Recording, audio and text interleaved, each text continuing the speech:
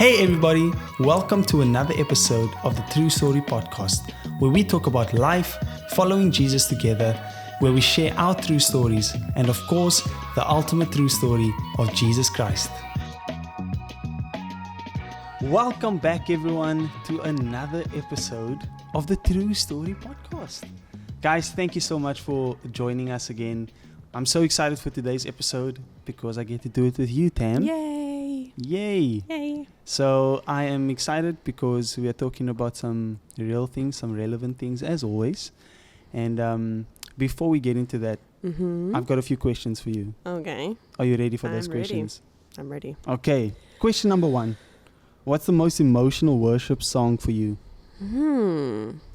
Emotional worship song. Do you know a song that literally gets me every single time I sing it is I Thank God by, who sings it? Maverick City, yeah. But only a particular part of the song. So literally the part where it talks about streets of gold or something.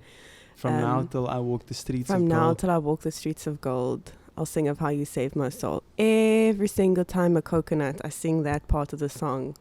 Then my voice starts breaking and the tears come to the surface. So I would say that.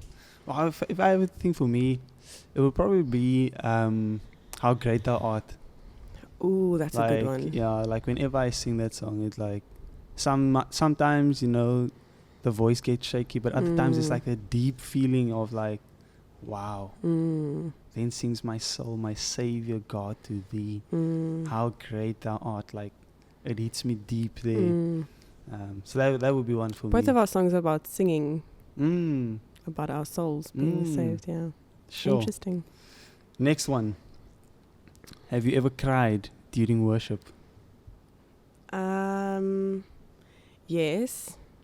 But I'm not really like a public crier. So like I don't think unless the Lord just smacks me with his presence, you're not going to see me like tears streaming down my face. But I'll usually just like stop crying and then I cry quietly to myself. How do you even do that? I don't know. Just like cover it up. Yeah. Dab. Okay. Yeah, I think I've also had moments where I think also singing, like I said, How Great Thou Art. I think there was a time where we sang that once and it just... We sang that at our wedding, didn't we? Yes, we did.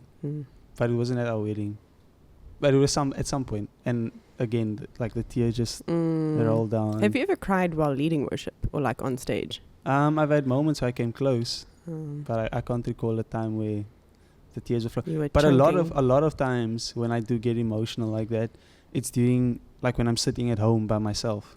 Oh, and I'm wow. like let's say I'm practicing, going through the songs, then it hits me like in your feels. Yeah, then it gets me in the feels. Next question. Which emotion controls you most when you're hungry? Anger. Yes, I can. You answered that way too quickly. Yeah, that is right. Definitely anger. Yes, you. I'm you get hangry. Yeah, I'm definitely hangry. You get very angry. And so do both of our goals. Yes. I get more like zoned out. I don't get hangry per se. You can get a bit irritable. Okay. But you do get more zoned, or like you just like become like a slap chip. Yeah. Like very just like feed me. Yes, Yeah. Okay. Next question. Have you ever not felt like going to church, but were glad you went? Yeah. I think more so after having kids, just because it feels like such a mission to get there sometimes. And it's just like dragging them and like getting at the door, people are crying, me included. And then, I don't think there's ever been a time where like I've regretted coming to church. I feel like there's always, whether it's like through the sermon or worship or like speaking to people, like I always feel like, I'm really glad I went. Like there's always like some point of connection that I feel like I leave with. Yes. Especially on the days when like I don't actually feel like talking to people. I'm still glad that people came to speak to me actually. Yeah. And you? Yeah, for me, I think I really love church. Like I love church and I love the people that we get to do church with. So I'm always excited to go to church, or always looking forward to going to church, or expectant. But I would say like sometimes when you do multiple services, then sometimes I'm like, okay, I kind of know what to expect, but then God always does something in that second service. So like you feel like you know what God's going to do in the second service. Like I feel like I can contain or box God in. I'm like, it's going to be similar to this morning. And then even through the message or even through singing together, like there's a different expression or a different experience. So yeah, I love church. But I think I realize now that I need to always come, whether I'm coming to church 3 times on a Sunday or 5 times, I need to come with that same expectation every time for God to do something. Yeah. Because He does. Like He really does. And then my last question. This is the interesting one. Would you rather feel stressed forever or awkward forever? Stressed forever or awkward forever? I'm gonna go with awkward. Awkward. Because there are many other awkward people that I can find and be friends with, and I'd rather be friends with awkward people and not stressed. Yeah, I think I've been stressed. I get stressed regularly, and being stressed is not nice. Like, I'd much rather feel awkward. Yeah, I think also just being stressed, the impact it has on your physical body, like, it's quite hectic. So I would much rather be awkward. But I also think, like, you actually realize, maybe it's just the older you get, that you just realize that there's actually a lot of awkward people. Yeah. Like, people are awkward. And we do awkward things. Yeah. And yeah. It's okay. It's okay to be awkward. Like, even this moment, like, it's getting awkward. No, it's not. Okay. So, obviously, we're speaking a lot about emotions and about feelings and about things we feel. And that leads us to our topic for today. It's a question that we get quite often from our teenagers at youth. And the question is, how can I feel more connected to God? How can I feel more connected to God? And I think within that question, there's so much.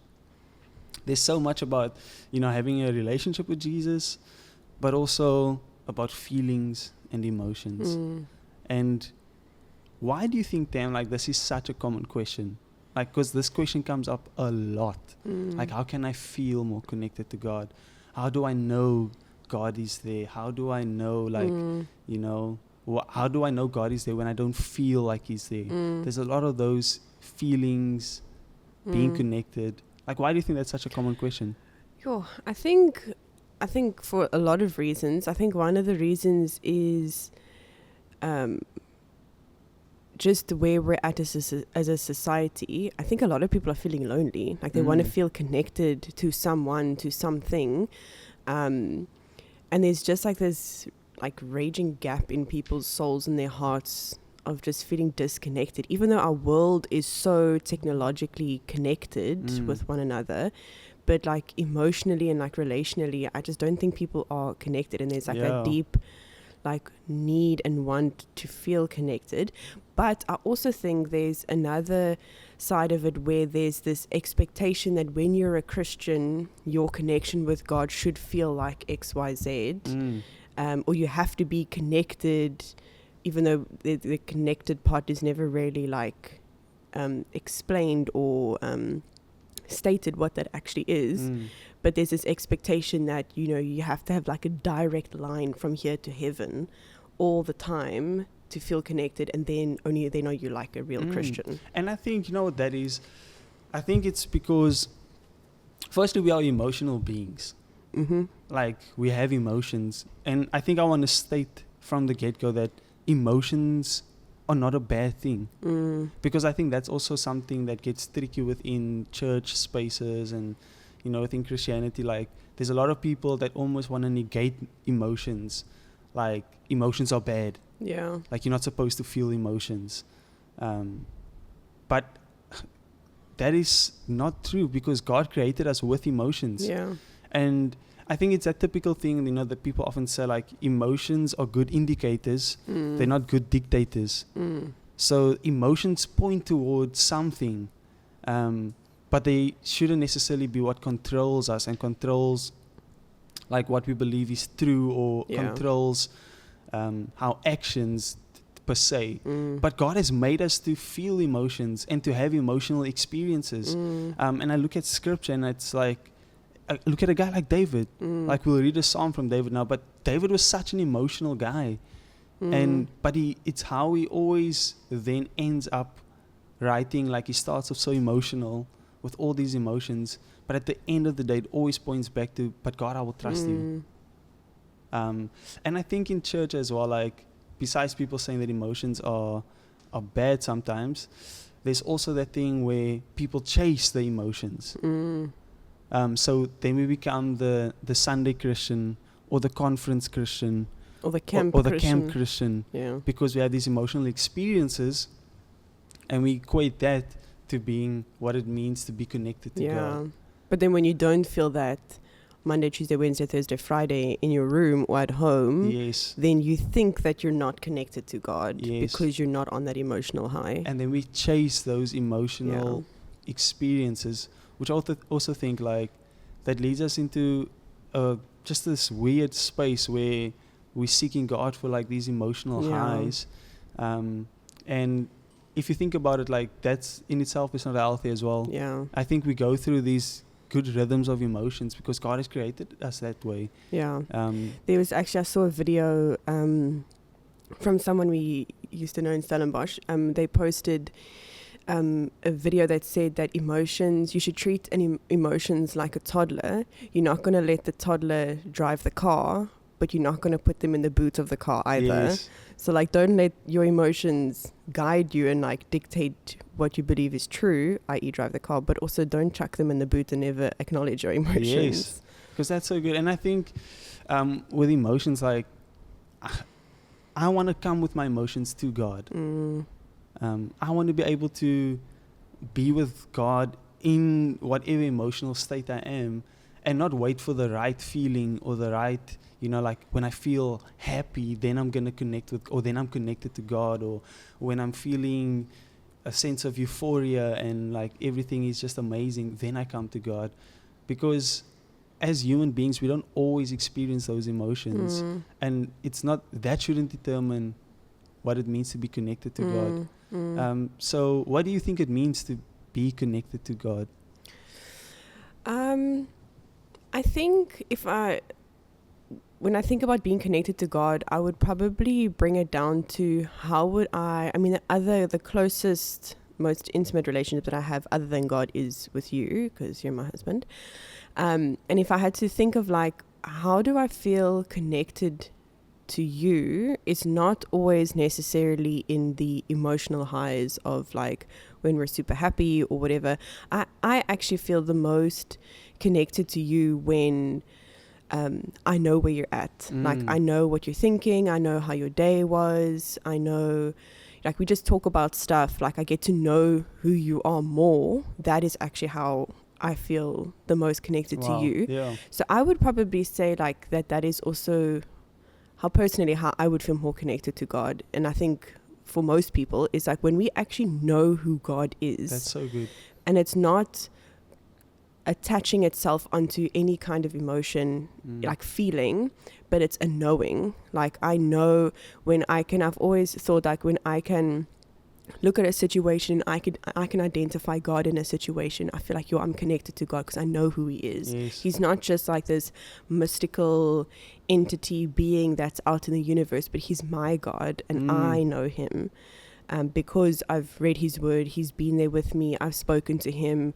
He's spoken to me. I've heard his voice. Like, I know who he is. That's what I think it means to be connected to God, and not necessarily attached to any specific emotion. And I think for me, if I think about my personal journey with God, for me, someone who struggles with like depression, there's moments and seasons where it feels very gloomy and sad, where I feel overwhelmed with and like almost overcome with the sense of sadness and like the dark cloud hanging over you. And I think for me, it's in those moments where it's easy to say that God is not near, or I'm not feeling like I'm in a great space, so why should I feel connected to God, like, but it's in those moments where what carries me is faith. It's knowing what Jesus Christ has died for, in the sense that Jesus Christ died so that I could have a relationship with God. And just because my emotions are feeling like negative, when I'm feeling all these negative emotions, it doesn't mean that I'm not connected to God. It is in fact in those moments, in the winter seasons of my life, when I'm overcome with sadness, when there's a dark cloud that's hanging over me, when my emotions feel like I can't get into a brighter space, it's actually in those moments where I feel close to God, because I know that, like Scripture says, God is close to the brokenhearted. And it's because I have a faith that despite my feelings, God is near. Despite my feelings, I get to have a relationship with Him. Because for me, if I think of those seasons, sometimes they last a couple of weeks, but it can be months sometimes when I'm in that space. And if I wait for happier days to feel connected to God, my relationship with God would be so turbulent and would be so inconsistent. So true. Yeah. But I think for me, it's in those moments where I actually realize, like, I feel the most connected to God when I'm getting into His Word.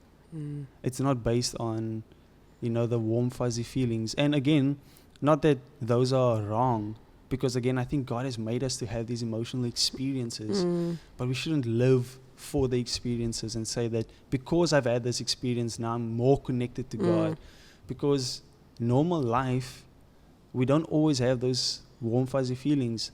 Sometimes it's the disciplines that we need to hold on to, like reading your word, praying, fasting. Like, we need to do those spiritual disciplines, because that's also the disciplines that grow us in our relationship with God. So for me, like, even in the dark seasons, it's important for me to hold on to the things that God has given me, like His Word, like the power of prayer, and fasting, to actually remind myself that I have a relationship with the Almighty God. And I think those things also, in like air quotes, the times where you're feeling good or feeling happy, you don't necessarily have like any burdens, and you do like those disciplines, it also gives you the confidence that God is who He says He is. In the times, like, that's something that you can hold on to, that you're not feeling those emotions, but there's that deep knowing that God is who He says He is, and that He's that God is greater and more real than what your emotions are telling you, if that makes sense. Yes. And I wanted to ask you, like, you spoke about like times where with your depression that you felt like super sad and all of that, but like, I know that when we got engaged, like, looking, you didn't obviously know it at the time, but like looking back, like, you were just like emotionally numb, like, when we got engaged and we got married. I don't know if it was also when we got married, but like that season, it was before you got like any kind of diagnosis, but it was supposed to be like one of the happiest times of your life. We got engaged and you were happy, obviously you were marrying me, but of course. You said like you look back and you felt numb, like you didn't actually have any kind of emotion. And I think sometimes, like, there's maybe even people watching and listening now that they can't identify with feeling depressed, like the sadness, but they just actually feel nothing. Like, how would you like encourage them to know that they are connected to God, even like when there's like nothing happening, like they don't feel anything? Like, was there something that you did specifically, or like, I think for me, there's always been this deep-rooted conviction about who God is to me. And also, again, like I said, the deep conviction of what Jesus has done and what Jesus has accomplished through the cross. So because when I look at myself, there's nothing that I can do within my own strength, whether I'm feeling at the top of the world or whether I'm in the trenches. Like, there's nothing that I can do out of my own strength that will bring me relationship with God. It's only through Jesus Christ and the righteousness of Jesus Christ that I can have a relationship with God. So I think that kind of just settles a lot for me, It's the gospel. That is why it is good news. And it's that good news that Jesus accomplished everything that I couldn't on my behalf. And then he gives me this gift of relationship. And it's in those seasons, like when I felt numb, that I could hold on to the gospel. Like I could hold on to like, but Jesus has done it. But Jesus has done it for me. But Jesus has made a way. The cross has paid it all. Jesus paid it all on the cross. Because the moment I start striving, I start thinking that, okay, I'm just going to do more, or I need to be better, or I need to be different to have relationship with God or to feel connected to God. That's when, again, that's like such a prideful thing, because I think it's up to me. But it's actually when I humble myself.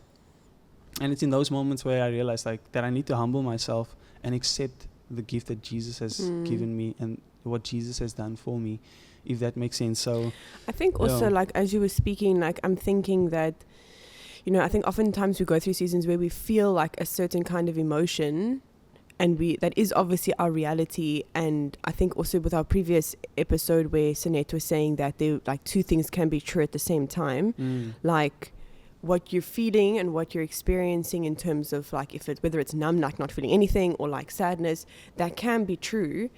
But God is also above our emotions, and that is also true. Yes. That the emotions, even though they are our reality and our truth, God, the truth of God is bigger than that. Yes. Yeah. Yeah, and for me as well, like with my diagnosis, like there's facts, you know, like there's facts. It can be whether it be due to chemical imbalance in my brain or due to certain traumas of my life. There's those facts. But for me, I know that my God is so great that I can come to him with all of that. And here's my encouragement as well before we close is, whether you're feeling extremely happy or whether you're feeling extremely sad, bring those emotions to the Lord. Come with that to God. Don't say like, I'm going to leave it at the door and then try and connect with God. Bring that all to God because he wants that. And I think that's also that vulnerability and that realness brings us even closer to the Lord. And I think that matter of feeling connected is knowing that sometimes I'm going to feel something, like maybe it be like a physical sensation, or maybe it be an emotional response. And probably most of the times we won't feel that. But it is just knowing that we have to have faith. And I think that's a key word, like it's faith.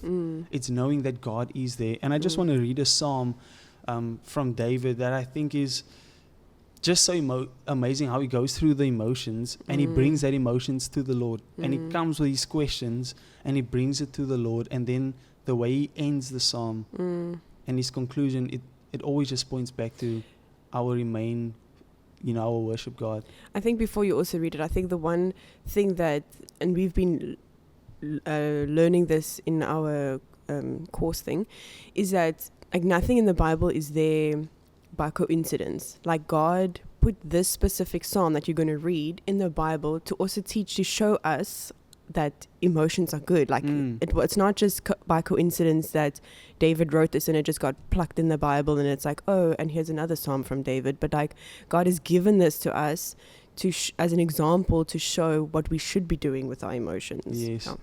Yeah.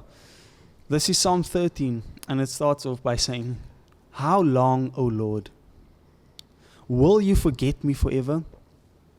How long will you hide your face from me?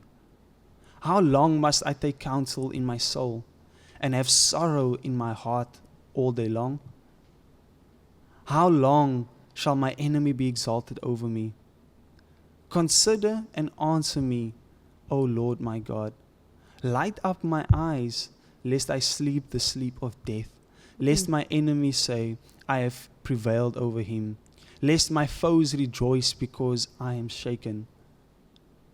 But I have trusted in your steadfast love. My heart shall rejoice in your salvation.